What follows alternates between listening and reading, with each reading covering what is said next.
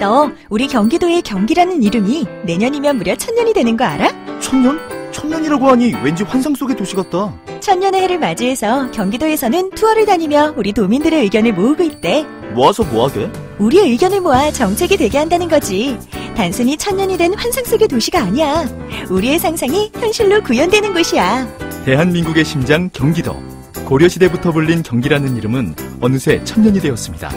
1000년 동안 대한민국의 심장으로 뛰어온 만큼 경기도민의 목소리를 모아 미래 비전을 만들어가겠습니다. 이 캠페인은 경기도와 경기문화재단이 함께합니다. 고등학생들이 희망 진로에 따라서 스스로 과목을 선택하고 기준 학점을 취득하면 졸업을 인정해주는 고교 학점제. 교육부는 2022년 전면 도입을 목표로 내년부터 100개 학교에서 시범 운영에 들어갈 예정이다. 오늘 발표했습니다. 근데 교원단체들은 우려의 목소리를 내고 있어요. 한국교총의 김재철 대변인 연결합니다. 김 대변인 안녕하세요. 네, 안녕하십니까. 네, 일단 교육을 다양화하고 학생들의 선택권 확대하고 이런 건 좋은 거 아닙니까?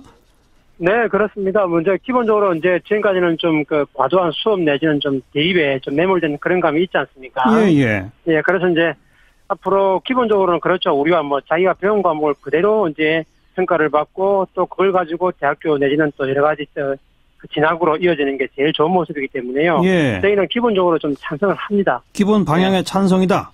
네네네. 예. 근데 뭐가 문제라는 거죠?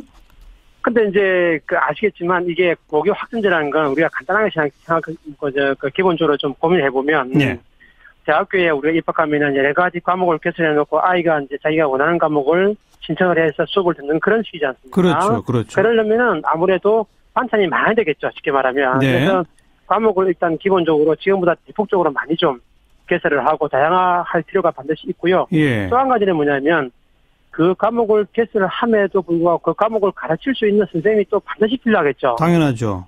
예, 과목을 개설했는데 선생님이 없으면 또 이것도 기본적으로 수업이 이제 안 이루어지기 때문에. 예. 또 한 가지는 또 뭐냐면 그렇게 자기가 과목을 개설한 과목을 배우고 또 수업을 했는데. 예. 자기가 배운 과목이 제대로 평가를 또 봐야 될 거 아닙니까? 예. 평가를 또 봐야 되겠죠, 평가를. 그럼요. 예, 그런데 지금처럼 보면은 지금은 이제 아시겠지만 내신을 평가하는 방법이 상대평가입니다. 그러면 쉽게 말하면 내가 지금 수업한 과목이 한 명이다, 나 하나밖에 없다. 네. 그럼 이게 지금 상대평가 하에서는 등급이 안 나와요. 비율이 안 나오기 때문에. 불가능하죠, 예. 그렇죠. 그럼 이제 그와 같은 문제가 나오기 때문에 기본적으로 학점제를 도입하려면 상대평가로 바꾸는 작업이 반드시 필요하고요. 예. 또 한 가지는 뭐냐면 그와 같이 다양한 과목을 개설하고 자기가 수업을 했는데 예.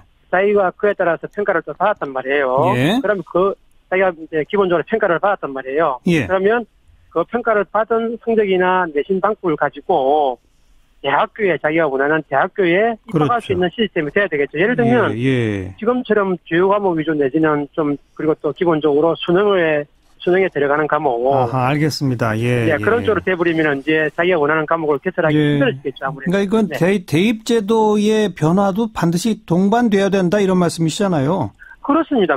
예.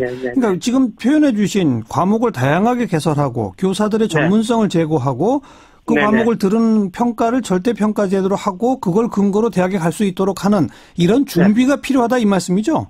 그렇습니다. 그런데 이제 저희가 기본적으로 찬성을 하지만 또 나름대로 고교 학점제가 지금과 같은 경우는 이제 기본적으로 학년제하고 지금 단위제 아닙니까? 몇 단위만 있어하면 되는데 그걸 근본적으로 바꾸는 시스템에 큰 변화가 오기 때문에 그런데 그렇게 하려면 아까 조금 전에 말씀드린 대로 그와 같은 큰 사안들이 사전에 준비가 안 되면 도입은 물론이고 안착이 안 되기 때문에 그래서 저희가 이제 기본적으로 전제 조건을 많이 좀 말씀을 드린 겁니다. 지금 말씀해 주신 그런 준비를 하기 위해서 내년부터 100개 학교만 시범 운영하자는 게 정부 입장 아닐까요?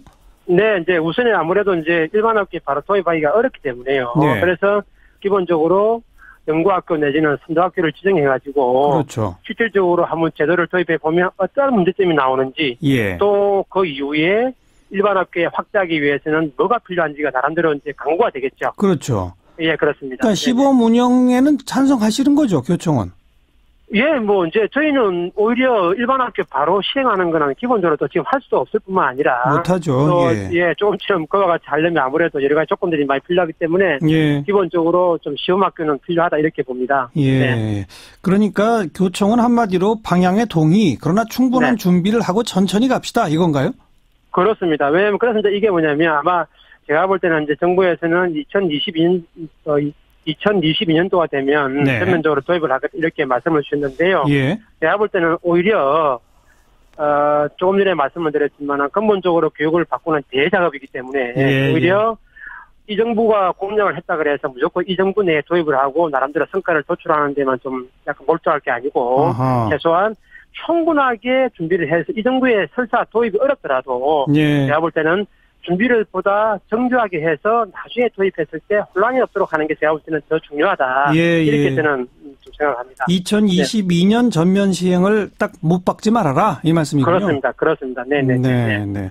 그런데 또 한 가지 변수는 지금 이제 그 학령 아동이 점점 줄어들지 않습니까? 네네. 앞으로 5년 10년 안에 상당히 큰 폭으로 줄어들기 때문에 사실 고교의 교사 대 학생 수 비율 이런 것도 이제 상당히 좀 선진국 수준으로 가고 있잖아요. 네, 그렇습니다. 그렇다면 우리 교사분들도 이런 식의 그 다양한 과목을 개설해서 뭐 네. 학년에 관계없이 소수의 학생이라도 듣게 하는 이런 거는 교사들한테도 좋은 거 아닐까요?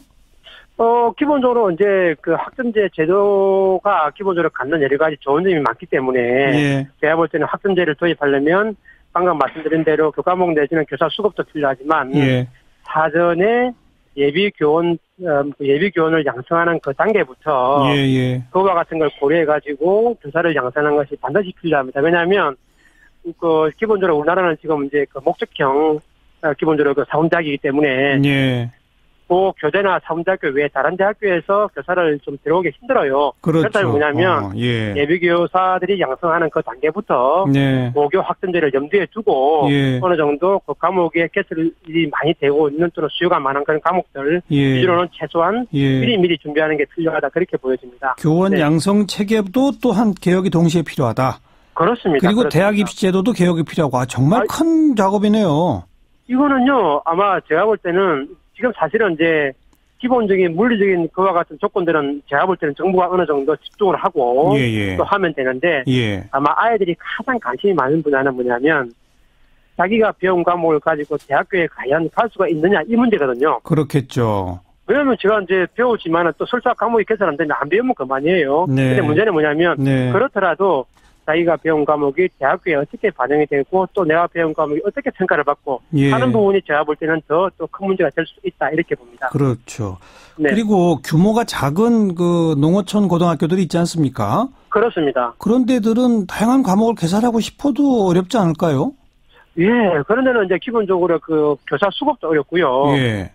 또 이게 또 멀다 보니까 이제 지금 정부에서 생각하는 게 뭐냐면 한 학교에서 개설이 어려우면 인근 학교에 가서 이제 같이 공동으로 개설을 하고 아니면 또 그게 또 안 되면 이제 온라인으로 강의를 하겠다 이런 방식입니다. 아 온라인 강의까지. 네네네. 근데 문제는 뭐냐면 대도시나 이런 데는 학교가 비교적 인근에 있기 때문에 이동 내지는 또 가는 데는 문제는 안 되지만 농어촌은 멀죠. 소도시 이런 데는 멀기 때문에 또 가는 과정에서 예를 들어 안전사고 문제, 그래서 이동의 불편함 같은 게 있기 때문에 아무래도 큰 도시에 비하면 작은 도시 내지는 농산 어촌 같은 경우는 조금 이렇게 좀 차등이 나올 수밖에 없다. 좀 불리할 수밖에 없다. 그와 같은 판단이 듭니다. 거기에 대한 대책도 또한 동시에 강구해야 한다. 그렇습니다.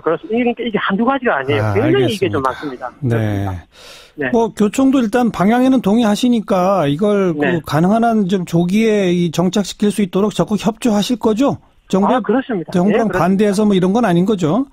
저희는 반대를 하지 않습니다. 알겠습니다. 오늘 여기까지 말씀 듣죠. 고맙습니다. 감사합니다. 네. 충분한 준비를 하되 또 너무 시간을 끌어서는 곤란하니까 충분한 준비 그리고 조속한 정착 기대해 보겠습니다. 한국교총의 김재철 대변인이었어요.